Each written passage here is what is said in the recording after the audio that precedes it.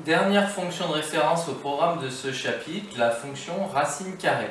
Donc la fonction racine carrée, c'est la fonction qui est définie sur 0 plus l'infini par k de x égale racine de x.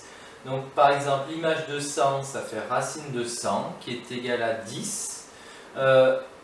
Piège, en ce qui concerne la fonction racine carrée, elle n'est définie que pour des réels positifs ou nuls. La racine de 0 existe. La racine d'un réel positif existe, par contre la racine carrée d'un réel négatif n'existe pas, hein, simplement parce que la racine carrée étant la réciproque de la fonction carrée ne me renvoie que des réels positifs, donc il est impossible de prendre la racine carrée d'un réel négatif. Propriété à connaître pour tout a et b dans 0 plus l'infini. Si a est plus petit que b, si et seulement si racine de a est strictement inférieure à racine de b.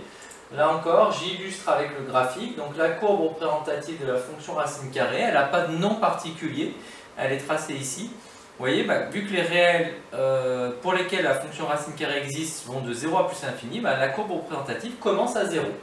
Et ensuite, on voit qu'elle est strictement croissante.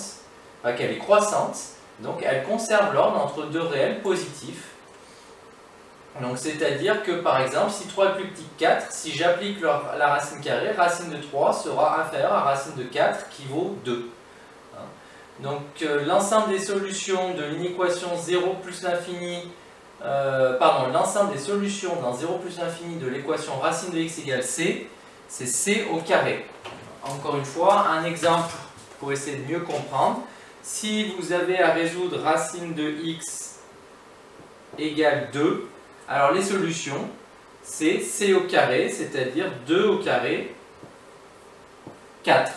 Si vous avez à résoudre racine de x égale moins 2, les solutions, c'est moins 2 au carré, 4, et non, pas du tout.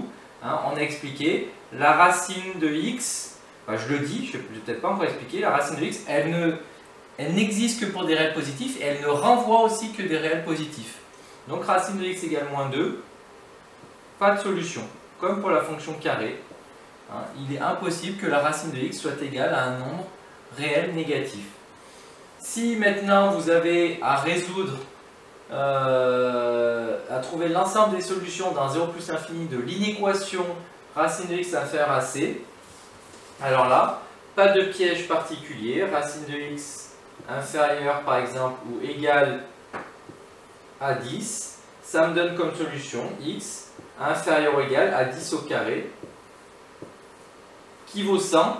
Et puis ici en fait il y a quand même un piège, parce que si je prends x égale moins 2, ça ne marche pas, car je ne peux pas prendre la racine de moins 2. Donc il faudra commencer à 0 inclus. Donc les solutions de l'inéquation racine de x inférieur ou égal à 10 commencent à 0 et vont jusqu'à 10 au carré, donc vont jusqu'à 100. Donc ça, sous forme d'intervalle, ça s'écrit x qui appartiendrait à l'intervalle qui va de 0 inclus jusqu'à 100. Inclus aussi parce qu'ici, j'avais choisi de vous demander racine de x inférieure ou égale à 10. J'avais choisi de résoudre une inégalité non stricte. Donc voilà pourquoi l'ensemble des solutions dans 0 plus l'infini de l'inéquation racine de x inférieure à c, c'est l'intervalle qui ira de 0 inclus jusqu'à c au carré. Et donc là, je vous remets la courbe représentative de la fonction racine de x. Voilà, il n'y a pas d'autres notions, il n'y a pas d'autres compétences à avoir en ce qui concerne la fonction racine carrée, donc qui n'est pas une fonction extrêmement compliquée.